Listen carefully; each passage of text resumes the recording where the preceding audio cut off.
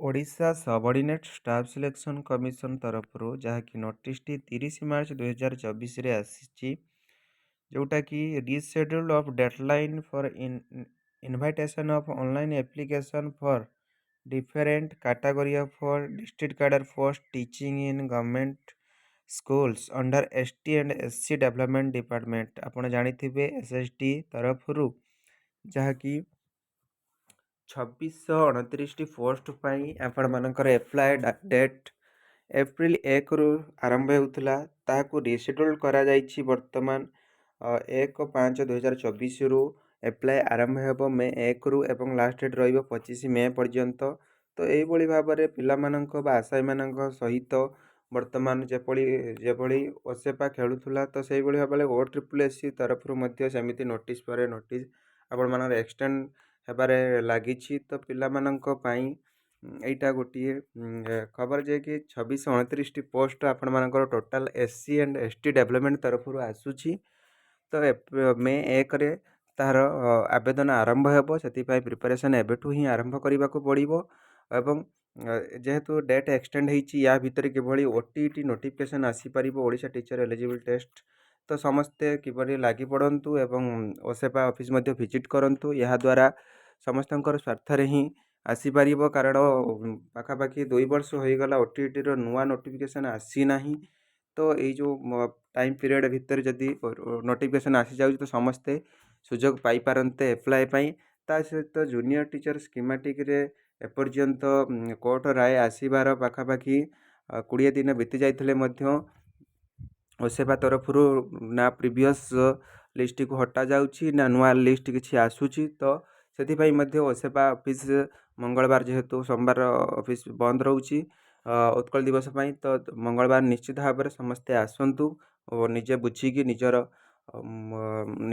ନିଜର doubt clear କରିକି ଯାଆନ୍ତୁ। କ'ଣ ଚାଲିଛି ୟା ପଛରେ, ରାଜନୈତିକ ସମୀକରଣ କିଛି ଚାଲିଛି କି କୋଡ୍ ଅଫ୍ କଣ୍ଡକ୍ଟର ବାହାନା କୁହାଯାଉଛି, କାରଣ ଏସବୁ ଅନଗୋଇଂ ପ୍ରୋସେସ୍ ଭିତରେ କିଛି ବି ଅସୁବିଧା ନାହିଁ, କୋଡ୍ ଅଫ୍ କଣ୍ଡକ୍ଟର କିଛି ବି ଇମ୍ପାକ୍ଟ ପଡ଼ିବ ନାହିଁ।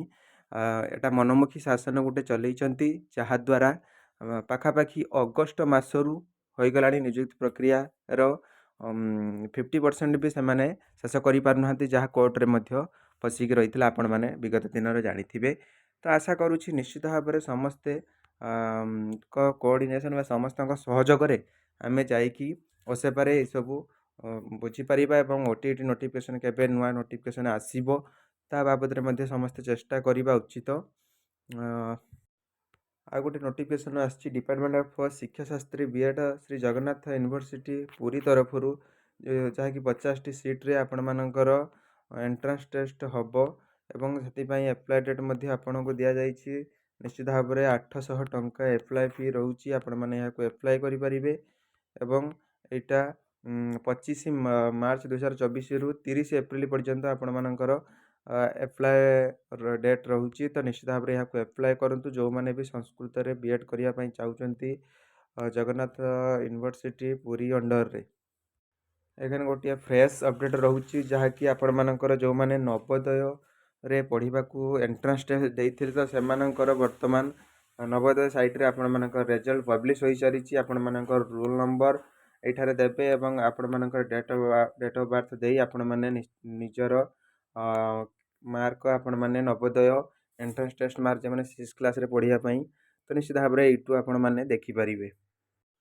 ତା ସହିତ ଏହି ବର୍ଷର ତାତି ବଢ଼ିସାରିଛି ଏବଂ ଏପ୍ରିଲ 2ରୁ ସକାଳୁଆ ସ୍କୁଲ୍ ପାଇଁ ମଧ୍ୟ ନୋଟିସ୍ ଆସିସାରିଛି, ଯାହାକି ସକାଳ 7ରୁ 11:30 ପର୍ଯ୍ୟନ୍ତ ପ୍ରଥମ ଶ୍ରେଣୀରୁ +2 ପର୍ଯ୍ୟନ୍ତ ପିଲାମାନଙ୍କୁ ବିଦ୍ୟାଳୟରେ ଉପସ୍ଥିତ ପାଇଁ ନୋଟିସ୍ ଆସିସାରିଛି। ତ ସମସ୍ତେ ଚେଷ୍ଟା କରନ୍ତୁ କିଭଳି ଭାବରେ ଓଡ଼ିଶାର ଶିକ୍ଷା ବ୍ୟବସ୍ଥା ଆଗକୁ ଯିବ ଏବଂ ଆଗାମୀ ଦିନରେ ଆଡ଼ମିସନ୍ ପ୍ରକ୍ରିୟା ଯେହେତୁ ଜାରି ରହିଛି, କିଭଳି ଭାବରେ ଜୁନିୟର ଟିଚର୍ ସ୍କିମାଟିକ୍ରେ ନିଯୁକ୍ତି ପ୍ରକ୍ରିୟାଟା ଶେଷ ହୋଇ ପୁଣି ଯେହେତୁ ପିଲାମାନଙ୍କର ଏଜ୍ ମଧ୍ୟ ଯାଉଛି, ତ ନ୍ୟୁ ରିକ୍ରୁଟମେଣ୍ଟ କିଭଳି ଆସିପାରିବ, ଯେହେତୁ 10,000 ଡିକ୍ଲେୟାର କରିଛନ୍ତି ସରକାର, ତ ନେକ୍ସଟ ରିକ୍ରୁଟମେଣ୍ଟ ପାଇଁ ସମସ୍ତେ କିଭଳି ଆସିପାରିବ ତା ପଛରେ ହିଁ ସମସ୍ତେ ଲାଗନ୍ତୁ ଏବଂ ଏହି ରିକ୍ରୁଟମେଣ୍ଟକୁ ଯେତେ ଶୀଘ୍ର ଶେଷ କରିବେ, OTET ନୋଟିଫିକେସନ୍ ଆସିବ ଏବଂ ନେକ୍ସଟ ରିକ୍ରୁଟମେଣ୍ଟ ଆସିପାରିବ, ଯାହାଦ୍ୱାରା ସମୂହ ଆଶାୟୀ ବା 90,000 ଆଶାୟୀଙ୍କର ପାଇଁ ଯାହାକି ଭଲ ହେବ।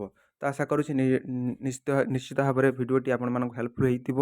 ଭିଡ଼ିଓଟିକୁ ଲାଇକ୍ କରିବେ, ଅନ୍ୟମାନଙ୍କ ପାଖକୁ ସେୟାର କରିବେ ଏବଂ ଫାର୍ଷ୍ଟ ଟାଇମ୍ ପାଇଁ ଚ୍ୟାନେଲ୍ ଯଦି ଭିଜିଟ୍ କରୁଛନ୍ତି ସବସ୍କ୍ରାଇବ୍ କରିନେବେ ଏଇଭଳି ଲାଟେଷ୍ଟ ଅପଡ଼େଟ୍ ପାଇବା ପାଇଁ। Thank you for watching. ଜୟ ଜଗନ୍ନାଥ, ବନ୍ଦେ ମାତରମ୍।